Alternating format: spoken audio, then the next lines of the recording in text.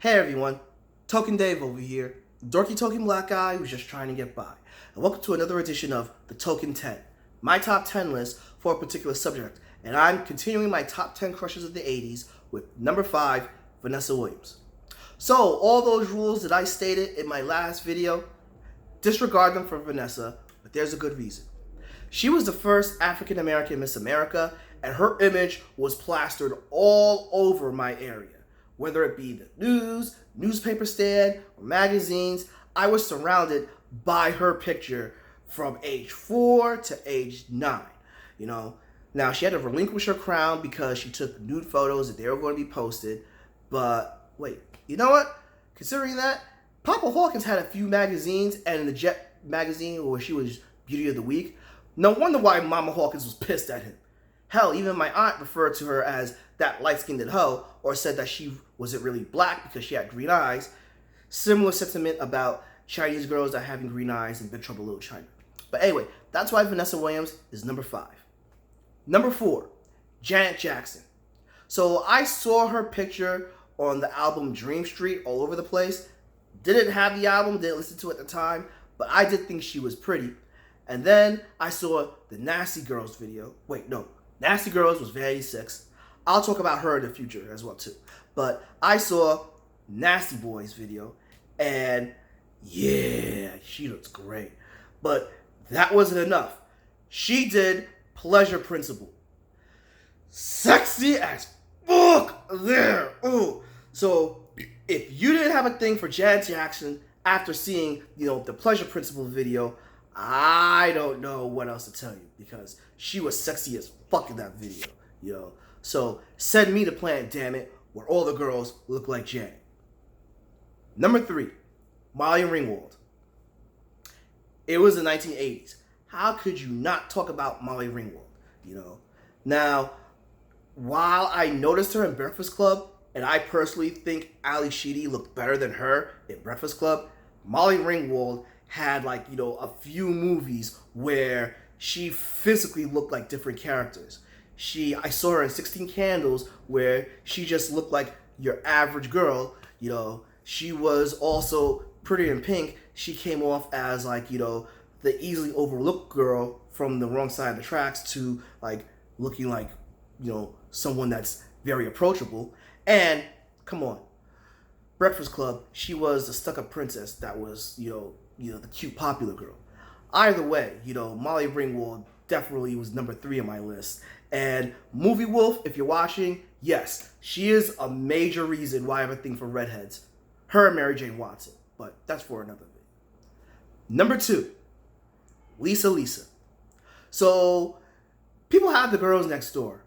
Growing up in the Bronx and living in my community, which is predominantly black and Latino, we have the girl across the street, or the girl down the street, or the girl in the building, girl around the way. Either way, we had a different name for a woman like Lisa. Lisa definitely fit that urban girl nearby you image. She quintessential, Latina that you saw around the way, that was very wholesome yet stunning at the same time. Y'all saw that video, I Wonder If I Take You Home. Come on, if you ain't just fall in love with her there, wait, how could you? Unless, you are basically of a different sexual orientation, which it's cool. But Lisa, was just so stunning in that video. And in the late 80s, people said that her looks kind of changed.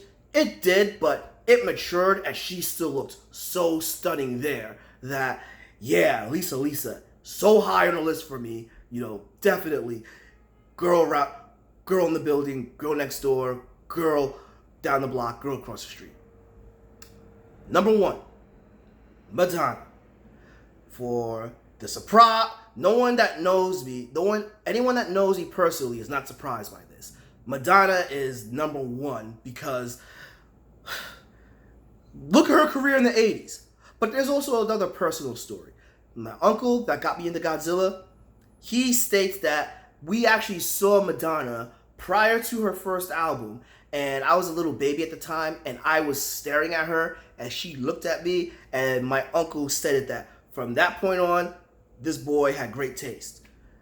Given my list, subjective, but Madonna is the top of the list. You know, everything she did, she was like, you know, she was that white girl in the city that, like, you know, is easily got along with anyone, you know, black guys, Hispanic guys, like, you know, Asian guys, anyone. And she had the street smarts and the street savvy, and she had that bad girlish sex appeal, but not like, you know, thuggy or anything, or like, you know, too much of like, you know, a crime girl. Nah, she, you know, she could be cool peoples, but at the same time, you had to be cool with her. And all the controversy that she had and everything, that's like living in the streets. Like, you know, when someone has an image and they don't give a fuck about the image, they're just doing them. Madonna, number one, from then and still now, my eternal dream girl and the precedent, but anyway, those are my 10 crushes of the 80s. You know, what are your 10 crushes of the 80s? Please drop them in the comments below. And since you can't see pictures here, go to my Facebook at Token Dave, or Instagram and Twitter at Token Dave 80, where you can have images of all my crushes of the 80s. Give me a like, subscribe, and ring that bell so you know when a new video loads. But until then, this has been Token Dave, dorky token black guy who's just trying to get by. Catch all of y'all later.